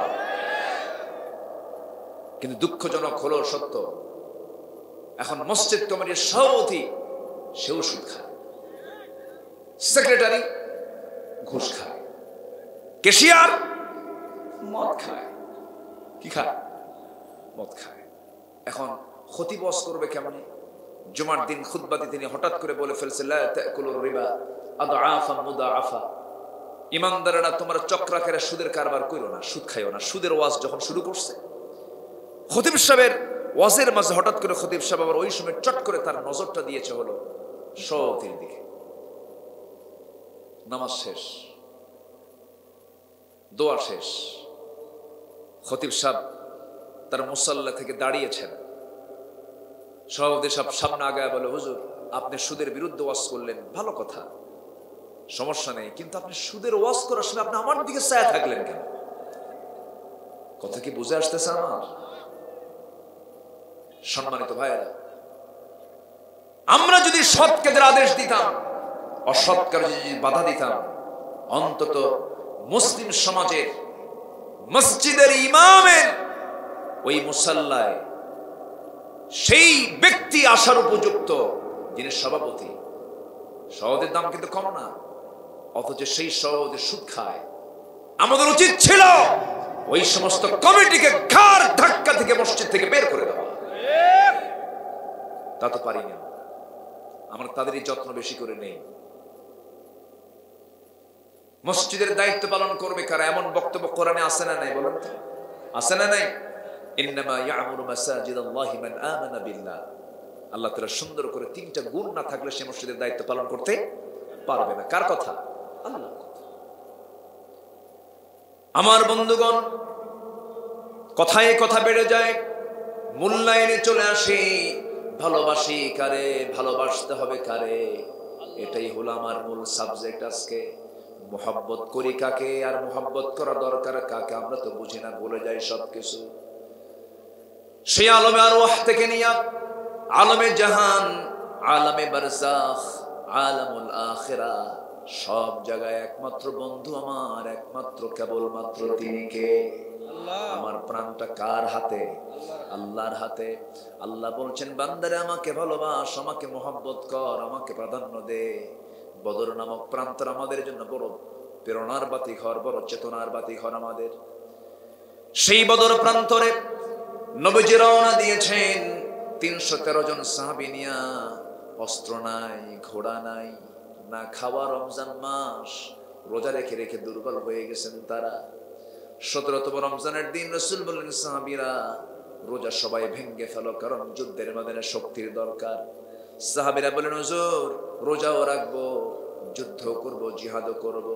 রাসূল বললেন, না না, ফাইদ্দাতুম মিন আইয়ামিন উখর, রোজা পরবর্তীতে রাখতে পারবে, রোজা ভেঙে ফেলে দাও। চলো সাহাবীরা যুদ্ধে রওনা করলে। যুদ্ধ শুরু হয়ে গেল। এমন যুদ্ধ, উবাইদ ইবনুল জাররাহ নামে একজন সাহাবী যুদ্ধ করতে দেখেন তার বাপ সামনে দাঁড়ায় আছে।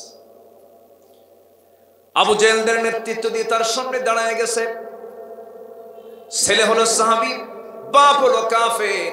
উবাইদ ইবনুল জাররাহ রাদিয়াল্লাহু তাআলা আনহু বাপকে দেখে ভাবলেন, আমি কেমন করে আঘাত করি। সঙ্গে সঙ্গে তরবারি গোটায় নিয়া আস্তে করে ঘুরে আসলেন। ঘুরে আসার সঙ্গে সঙ্গে মনে করছেন, আমার জন্মদানকারী পিতা হতে পারে, কিন্তু সে তো ইসলামের দুশমন। আজকে আমি বাপকে বাপ মনে করে যদি ছেড়ে দেই, কিয়ামতের দিন আমাকে আসামির কাঠগড়ায় দাঁড়াতে হবে। এই কথা চিন্তা করে তরবারি আবার কোষমুক্ত করলেন। সিংহের মতো গর্জন দিয়া বাবার সামনে সেই ক্ষিপ্রতা নিয়ে দাঁড়িয়ে গেছেন। বাপকে বাপ না মনে করে, শিরকের প্রতীক মনে করে তরবারি বাবার গর্দান বরাবর হাঁকায়া দিয়েছে। মস্তকটা সিটকে পড়ে গেল। বাপ দুনিয়া থেকে বিদায় নিল। যুদ্ধে মুসলমানদের বিজয় হয়েছে, সবার মুখে হাসি, কিন্তু ওবায়দার মুখে হাসি না, ওবায়দা কান্দে। রাসূল বলেছেন, সাহাবীরা, আমার ওবায়দা কান্দে কেন? কি হয়েছে? ওবায়দার বাপ যুদ্ধে মারা গেছে। কে মেরেছে? হুজুর আমরা কেউ মারি না। কে মেরেছে? ওবায়দা নিজেই মারছে। আমার নবীজি হাতটা গায়ে দিয়ে বলছে, ও আমার ওবায়দা রে, আমার বুকে আয়, তোর জন্য আল্লাহর জান্নাতটা ওয়াজিব হয়ে গেছে। আল্লাহ তাআলা এই জন্য বলছেন, লা তাত্তাখিযু আবাআকুম ওয়া ইখওয়ানাকুম আউলিয়া ইন ইসতাহাব্বুল কুফর আলাল ঈমান। তোমরা সেই বাপকে, সেই ভাইকে কখনো বন্ধু বানাতে যেও না, যে বাপ ভাই ঈমানের উপরে কুফরকে যারা প্রাধান্য দিয়েছে, কুফরকে যারা মোহাব্বত করে নিয়েছে, ঈমানকে মোহাব্বত না করে, তারা তোমাদের কখনো বন্ধু হতে পারে না। বাপ হলেও, ভাই হলেও না। কার কথা? আসতে বলবেন না, কার কথা? আল্লাহ। এর মানে কিন্তু আবার এটা নয় যে আপনি বাবার সঙ্গে খারাপ আচরণ করবেন, তা কিন্তু নয়। বাবা যদি কাফেরও হয়, কিন্তু ব্যক্তিগত জীবনে আপনি তার সঙ্গে খারাপ আচরণ করতে পারবেন না। মা যদি চরিত্রহীনও হয়, আপনি তার সঙ্গে খারাপ আচরণ করতে পারবেন না। এই রাইটস আপনার নাই, এই অধিকারই আপনার নাই। অধিকার কে দেন নাই? আল্লাহ দেন নাই। কোন সন্তান বাপ মার বিচার কারোর কাছে চাইতে পারবে না। আমার কথা কি বোঝা যায়? মানে বোঝা যাচ্ছে না মনে হয় নাকি? কোন সন্তান তার বাপ মার বিচার কারো কাছে চাইতে পারবে? ওয়াইন আমারাকা, যদি তোমার আব্বা আম্মা তোমাকে যদি বাড়ি থেকে বেরও করে দেয়, নো ওয়ার্ড। কি? নো ওয়ার্ড, কোনো কথা বলা যাবে না। এই পিতা এবং মাতাকে সুপ্রিম এই মর্যাদা, এই ক্ষমতা সন্তানের উপরে কে দিয়েছেন? আল্লাহ। আসতে বলবেন না, কে দিয়েছেন?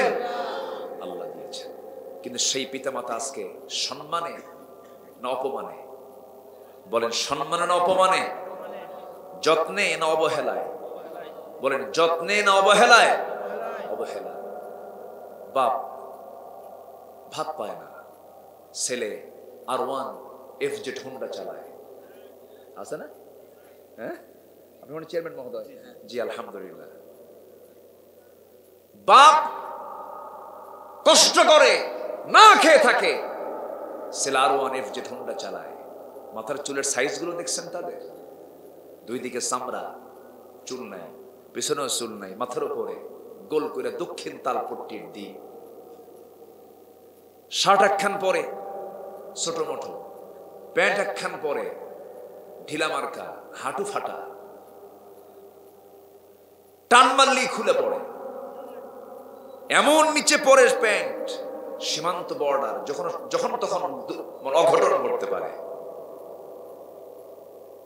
যখন সেজদায় যায় নামাজ পড়তে নিয়ে, তখন দেখা যায় যে ফাঁকা। সেজদায় গেলে দেখা যায় একদম প্যান্ট খুলে আন্ডার প্যান্ট বের হওয়া। আমি কি ভুল বলতেছি? তুমি কোন নেতার পিছনে দৌড়াও? তুমি নেতার পিছনে দৌড়ায়া দুর্গা পুজোর অনুষ্ঠান ধরতে পারো, বাপ মার পিছনে থেকে মসজিদে যাও, জান্নাত তোমার জন্য অপেক্ষা করবে। বাপ মাকে সময় দাও, ভুয়া সম্পর্ক বাদ দিয়ে দাও, জীবনকে চেঞ্জ করে ফেলো যুবক। আজকে আমরা কোন সময় বসবাস করছি? যে সময় সমকামিতাকে বৈধ করা হচ্ছে। আমেরিকার পার্লামেন্টে সমকামিতার আইন পাশ করা হয়েছে। ইউরোপের বহু দেশে সমকামিতাকে বৈধতা দেওয়া হচ্ছে, অর্থাৎ পুরুষ পুরুষকে বিয়ে করবে, মেয়ে মেয়ের প্রতি আসক্ত হবে, যা কুত্তার মধ্যেও নাই। মানুষ এত নিচে নামছে। আজ থেকে ৬০০০ বছর আগের ইতিহাস আবার রিপিট করা হচ্ছে। কওমে লূতের ইতিহাস রিপিট করা হচ্ছে। ঋষি সুনাক, ব্রিটেনের প্রধানমন্ত্রী, একজন অন্য ধর্মের মানুষ হওয়া সত্ত্বেও ঋষি সুনাক তিনি বলেছেন, a man is a man, a woman is a woman. একটা নারী একটা নারী, একটা পুরুষ একটা পুরুষ। That's just a common sense. এটা একটা কমন চিন্তা। আজকে কেমনে? আজকে একটা পুরুষ পুরুষের দিকে আসক্ত হয়ে পড়ে, সেই হোমোসেক্সকে, সেম সেক্সকে আজকে প্রমোট করা হচ্ছে, ট্রান্সজেন্ডার করা হচ্ছে। এই সমস্ত কিছুর মূল কারণ হলো পশ্চিমারা চায় ইসলাম পৃথিবীর দিকে নির্মূল হয়ে যাক। ইসলাম নির্মূল হবে ইমানের ভিত্তিতে।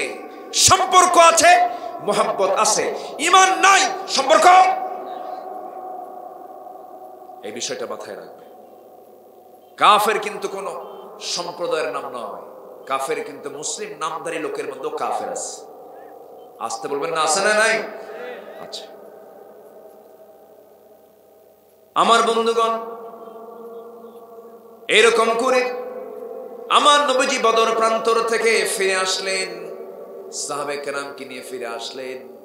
আমার বন্ধুগণ, আল্লাহ রাব্বুল আলামিন সেকেন্ড আয়াতে সুন্দর করে বলছেন, কে কে তোমার বন্ধু বান্ধব, তোমার আত্মীয় স্বজন, তোমার কে কে প্রিয় মানুষ, সব আমি জানিয়ে দিচ্ছি। এরপর আমি কি হতে চাই তাও জানিয়ে দিচ্ছি। আল্লাহ রাব্বুল আলামিন 8টা জিনিস এখানে তুলে ধরেছেন। আল্লাহ রাব্বুল আলামিন বলেন, কুল ইন কানা আবাউকুম ওয়া আবনাউকুম ওয়া ইখওয়ানুকুম ওয়া আজওয়াজুকুম ওয়া আশীরাতুকুম ওয়া আমওয়ালুন ইqtaraftumuha ওয়া তিজারাতুন তাখশাউনা কাসাদাহা ওয়া মাসাকিনু তারদাউনাহা أحب إليكم من الله ورسوله وجهاد في سبيله فتربصوا حتى يأتي الله بأمره والله لا يهدي القوم الفاسقين جلبنا الله أكبر سورة তওবা বাড়িতে গিয়ে বিলায় নিবেন। কোরআন কি শুধু মাহফিলে এসে শুনলে হবে, না বাড়িতেও পড়া দরকার? কি মাঝে মাঝে না সব সময়? কোরআন যদি সব সময় কাছে রাখেন, শয়তান কাছে আসে না। আল্লাহু আকবার বলে। কোরআন যার সাথে থাকে, শয়তান তার কাছে আসে না। শয়তান তাড়ানোর মাধ্যম হলো কোরআন। দুঃখজনক হলো সত্য, আজকে মাস্টার্স পাস করছে অনেক শিক্ষার্থী, কোরআন পড়তে পারে না। বিসিএস ক্যাডার কোরআন পড়তে পারে না। অনেক বড় বড় দায়িত্বশীল কোরআন পড়তে পারে না। যে কোরআন পড়তে পারে না তার নামাজও হয় না, যার নামাজও হয় না সে আল্লাহর প্রিয় বান্দা হতে পারে না। এই জন্য সবার জন্য কোরআন জানার দরকার। আগে না পরে? আগে না পরে? আচ্ছা, কোরআন শিক্ষা কি শিক্ষা নয়? আমার দেশে শিক্ষা মন্ত্রণালয় আছে না নাই বলেন? আসতে বলবেন না, আছে না নাই? আমার দুটা চোখ সাক্ষী। মালয়েশিয়া গিয়েছিলাম গত সেপ্টেম্বরে, মাহফিল ছিল। সেখানে গিয়ে দেখলাম ওই দেশে যত মুসলমান, ক্লাস 8 লেভেল থেকে শুরু করে বৃদ্ধ মানুষ পর্যন্ত, এমন কোন মুসলমান নাই যে মুসলমান নামাজ পড়ানোর যোগ্যতা রাখে না। নামাজ তো পড়তেই পারে, পড়াতেও পারে। নামাজ তারই হবে যে নামাজ পড়াতে পারবে। যে নামাজ পড়াতে পারবে না তার নামাজই হবে না। কি ঠিক কিনা বলে? আমি কি ভুল বলছি? কিন্তু এই কেন হলো? আজকে 18 কোটি মুসলমান কোরআন পড়তে পারে না ম্যাক্সিমাম। এখানে যদি বলি যারা আসছেন, এখানকার জরিপই গোটা দেশের জরিপ হয়ে যাবে। এখানকার জরিপই সব দেশের সব অঞ্চলের জরিপ হয়ে যাবে। যদি এখানে বলি কোরআনটা সহি করে পড়তে পারেন কয়জন, হাত কি বেশি উঠবে নাকি?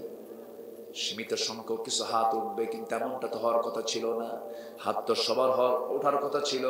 কিন্তু এখানে অবশ্যই শিক্ষার যারা দায়িত্বে আছেন, যিনি দায়িত্ব পালন করেন, তিনি নিজেও কোরআন সহি করে পড়তে পারেন না। আসতে কয় ঠিক কি না? এটাই তো সমস্যা। এমন আয়াত কয় শয়তানের বুঝতে কষ্ট হয়, পারে না তাও কয়।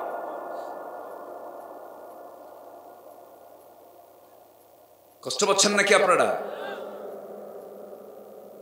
এই জাতি শিক্ষার দিক থেকে কে এগিয়ে গেল যে নামাজ পড়ার জন্য ন্যূনতম যে কন্ডিশন কোরআন সহি করে পড়া, সেই সহি করে পড়ার ব্যবস্থা পর্যন্ত আজকে আমরা পাই না। যদি এমনটা করা হতো, বিসিএস ক্যাডার যে হবে, ভাইবা বোর্ডের শর্ত তাকে 1 পৃষ্ঠা কোরআন সহি করে শোনাতে হবে। কারো তেলাওয়াত কি গলত থাকতো? আস্তে গলত থাকতো? থাকতো না। কিন্তু শুনবে কে? যে শুনবে সেও তো পারে না। কথা বোঝেন নাই? এই তো অবস্থা। আমাদেরকে বলে হুজুররা কি জানে। আমরা এরকম কথা কই না যে আগামীকাল ঈদুল আজহার জানাজা নামাজ, এগুলো আমরা কই না। কষ্ট পাচ্ছেন নাকি আপনারা? আমার দিকে তাকান। আল্লাহ তাআলা বলছেন কুল ইন কানা আবাউকুম, বাপ, বাপের মহব্বত নাই? আজ থেকে বাপের মহব্বত নাই? বাপ মরলে ঘুম হয়? টেনশন, আহারে বাবার করে বড় হয়েছে, কত মহব্বত। ওয়া আবনাউকুম, সন্তান একটা ক্রাইসিস পিরিয়ডে পড়ে গেছে, বাপ দেখতেছে ছেলে মরলে আমি বাঁচবো, আমি মরলে ছেলে বাঁচবে। বাপ কি সিদ্ধান্ত নেয় বলেন তো? বলেন, নিজেই মরি, আমার সন্তান বেঁচে থাক। এই মহব্বত কে দিয়েছেন? আল্লাহ। আল্লাহ। ওয়া ইখওয়ানুকুম, ভাই, টান আছে না? টান আছে। ওয়া আজওয়াজুকুম, বউ। ওয়া আশিরাতুকুম, গোত্র, গোষ্ঠী, বংশ আছে না? টান আছে না? আমার বংশের মানুষ, টান। আমওয়াল, মালামাল। ও তিজারাতুন তাখশাউনা কাসাদাহা, ব্যবসা। তাহলে কয়টা হলো? 8টা।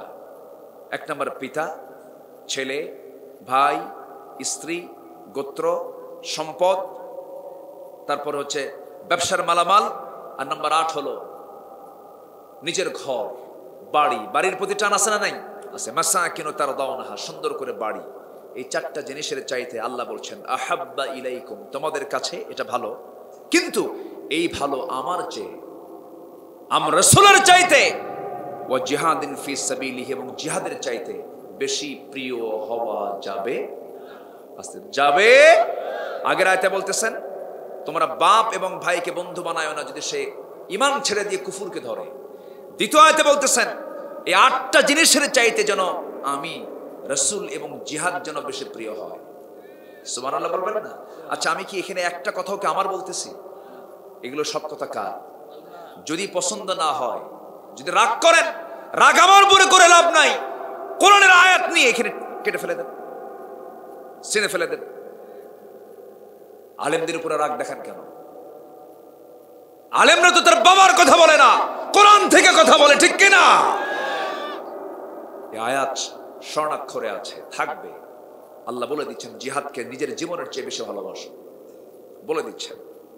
সম্মানিত ভাইয়েরা, সম্মানিত বন্ধুগণ, ছোট্ট একটা ঘটনা মনে পড়লো আমার। সময় তো অল্প, আমাকে শেষ করতে হচ্ছে। শেষ করে দিই, চালাবো? কেবল তো মজা শুরু, কে নুরু ওয়াজ তো শুরু, কিন্তু আসছেন তো সবার শেষে। সামনে তো লোক পাইছে খুব কম। এখন যিনি সবার শেষে আসছেন বলবেন হুজুর কি ওয়াজ করলো, কিছুই তো বুঝলাম না। বুঝবেন কেমনে? সবার শেষে আসলে তো বোঝা যায় না। আচ্ছা, সামনে যিনি বসেছেন তিনি কিন্তু একটা মোটামুটি একটা সাবজেক্ট কিন্তু মাথায় তিনি নিয়ে ফেলেছেন।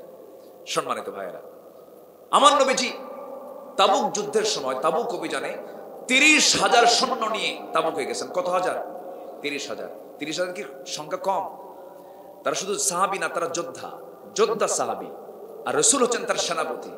তাবুক অভিযানে গেলেন রোমানদের বিরুদ্ধে যুদ্ধ করার জন্য। যেরকম এখন গোটা পৃথিবীর পরাশক্তি হলো ইঙ্গো মার্কিন, Europe, America, Britain, UK and USA. সেই সময় ছিল রোমান এবং পারস্য। রোমানদের বিরুদ্ধে আমার নবীজি অস্ত্র নিয়ে তাবুক প্রান্তরে গেলেন। যুদ্ধ হলো না, বিনা যুদ্ধে চলে আসলেন। মদিনার মসজিদে বসা এক সাহাবী হেঁটে হেঁটে এসে বলতেছে হুজুর একটা কথা, কি আমাকে মাফ করে দেন। কি মাফ করবো বলো? হুজুর যুদ্ধে যাই নাই, জিহাদে যাইনি। কেন? গড়িমসি করছি, আলসেমি করছি। আলসেমি বুঝলেন তো? অলসতা করছি। যাবো যাবো, যাইনি। আচ্ছা, আর কে যাও নাই? হেলাল যায় নাই। আর কে যাও নাই? মুরারা যায় নাই। আর কে? জানি না। 30,000 সাহাবী গেছেন যুদ্ধে, যান নাই কয়জন? 3 জন। রাসূল বললেন যাও। মসজিদ থেকে উনি বের হলেন। আমার নবীজি নোটিশ জারি করলেন এই 3 ব্যক্তির সাথে মদিনার কোনো মুসলমান খাওয়া দাওয়া, লেনদেন, কথাবার্তা কিচ্ছু করতে পারবে না। আমার কথা কি বুঝতেছেন? আচ্ছা, ওই 3 সাহাবী কি নামাজ ছিল না? আজ থেকে নামাজ ছিল না? রোজা, দান, সদকা, নবীর মোহাব্বত সবকিছু ছিল কিনা বলেন? মুখে দাড়ি, মাথায় টুপি, পাগড়ি সব ছিল। রাসূল বললেন এদের সঙ্গে কোনো কথা নাই। কাব বিন মালিক তিনি নিজে হাদিসটা বর্ণনা করেন। এই কাব বিন মালিক সোজা ঘরের মধ্যে ঢুকলেন, দরজায়, বাড়ির মধ্যে ঢুকবেন, দরজায় নক দিয়েছেন, বউ দরজা খোলা, আমি কাব বিন মালিক। ভিতর থেকে স্ত্রী দরজা খুলতে নিয়ে বলছে, আপনার ঘর আপনার বাড়ি, আমি খুলতে বাধ্য, কিন্তু দরজা খুলবো আমি আপনাকে ঘরের মধ্যে ঢুকায় দিয়ে আমি ঘর থেকে বের হয়ে যাব, কারণ যে লোকটাকে আল্লাহ রাসূল নিজে বয়কট করেছেন আমিও তাকে বয়কট করতে বাধ্য হলাম। সুবহানাল্লাহ বলবেন না? তাহলে এই আয়াতের অনুসরণ তাদের মধ্যে আছে না নাই? কাব বিন মালিক ভিতরে ঢুকতে পারলেন না। সামনে কলিজার টুকরা সন্তান, 11 বছর, 10 বছর, ছোট্ট ছোট্ট দুটো ছেলে সন্তান। বাচ্চাগুলো ডাকতেছে, বাচ্চারে এই দিকায়, তোদের কি আদর করি। ছোট্ট বাচ্চা দুইটা বলে, আব্বা যাবো না, তোমার সামনে যাবো না, কারণ রাসূল তোমাকে বয়কট করেছেন, আমরা কথাই বলবো না। ছেলেরাও তার সামনে আসে না, বউ তার সামনে আসে না। হেলাল বিন উমাইয়া 70 বছরের বুড়া মানুষ। এই হেলাল বিন উমাইয়া করলেন কি? এই বয়কটের কথা শোনার সঙ্গে সঙ্গে করলেন কি? দড়ি একখান হাতের মধ্যে নিয়ে মদিনার মসজিদের সামনে গিয়ে খুঁটির সঙ্গে দড়িটা বেঁধে নিজের 2 হাত বেঁধে ফেলছেন। নিজের 2 হাত বেঁধে ফেলে বলতেছে, ও হেলাল, তোর চাইতে পোড়া কপাল কেউ নাই, যার বিরুদ্ধে রাসূল বয়কট দিয়েছেন। মুরারা বিন রাবিয়া 3 নম্বর সাহাবী, সেজদায় পড়ে পড়ে কাঁদেন, তওবা করেন। দিনগুলো পার হচ্ছিল, রাসূল কথা বলেন না, সাহাবে কেরাম কথা বলেন না, কিন্তু তওবার দরজা খোলা আছে না নাই বলেন। এই 3টা সাহাবী চোখের পানিগুলো ফেলতে ফেলতে, সেজদা দিতে দিতে এক পর্যায়ে আল্লাহর দরবার থেকে দোয়া তাদের মঞ্জুর হয়ে গেল।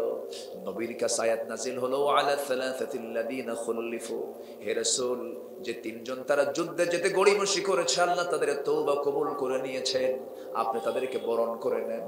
আমার নবীজি দাঁড়ায় গেলেন, দাঁড়ায় গিয়ে বলছেন, ওমর তুমি কোথায়? যাও আমার কাব বিন মালিককে আমার সামনে নিয়ে আসো। আমি বয়কটের ডাক দিয়েছি, কিন্তু আল্লাহ তাদের তওবা কবুল করে নিয়েছেন। আমার নবীজি তাদেরকে ডেকে পাঠালেন। ওমরে ফারুক গিয়ে বলছেন, ও কাব বিন মালিক আসো নাকি বাড়িতে, আল্লাহ তোমাদের পক্ষে আয়াত নাজিল করছেন। সঙ্গে সঙ্গে কাব বিন মালিকের বউ ভিতর থেকে বলে, যে লোকের খবর রাসূল রাখে না, সে লোকের খবর আল্লাহ, আমি তার বউ রাখি না। সঙ্গে সঙ্গে খুঁজে খুঁজে কাব বিন মালিককে খুঁজে বের করলেন, নবীর সামনে হাজির করায়া দিলেন। রাসূল বলছেন, কাব বিন মালিক, আমি তোরে মাফ করি নাই, কিন্তু আল্লাহ তোর তওবা কবুল করে নিয়েছেন। এই যে একটা প্রেক্ষাপট, সূরা তওবার প্রেক্ষাপট, এই প্রেক্ষাপট থেকে শিক্ষা হলো, ওই সাহাবীর তো নামাজের কোনো সমস্যা ছিল না, রোজার কোনো সমস্যা ছিল না, যাকাতের কোনো সমস্যা ছিল না। শুধু এই 30,000 সাহাবীর মধ্যে 3 জন গেলেই বাকি, না গেলেও বাকি, কিন্তু রাসূল গুরুত্ব দিয়েছেন এখানে জিহাদের। কিসের গুরুত্ব দিয়েছেন বলেন? তুই কেন গাফলতি করলি, তোকে ছাড়াবো। গুরুত্ব আছে, গুরুত্ব আছে। আল্লাহ তাআলা বলছেন, এই 3টা জিনিস যদি তোমার এই 8টা জিনিসের চাইতে বেশি প্রিয় না হয়, আল্লাহ বলছেন, আমি আল্লাহ ওই সমস্ত ফাসিকদের কোনো হেদায়েত দেই না। আল্লাহ তাদেরকে কি বলে গালি দিলেন? ফাসিক। নামাজ পড়ো, ফাসিক হতে হবে, রোজা রেখো, ফাসিক হতে হবে। যদি এই আয়াতের যদি অনুসরণ আমরা না করি, আল্লাহ তুমি সবাইকে বোঝার তৌফিক দাও। কাহারুর জনপদ ইসলামী জনপদ, কাহারুর মানুষ ইসলাম প্রিয়, কোরআনটা বুঝতে চায়, শুনতে চায়। আমি বুঝি তো, শ্রোতাদের কন্ডিশন দেখলে টের পাওয়া যায়। আল্লাহ তুমি সবাইকে আমল করার তৌফিক দিয়ে দাও। জোরে বলি আমিন, আরো জোরে আমিন।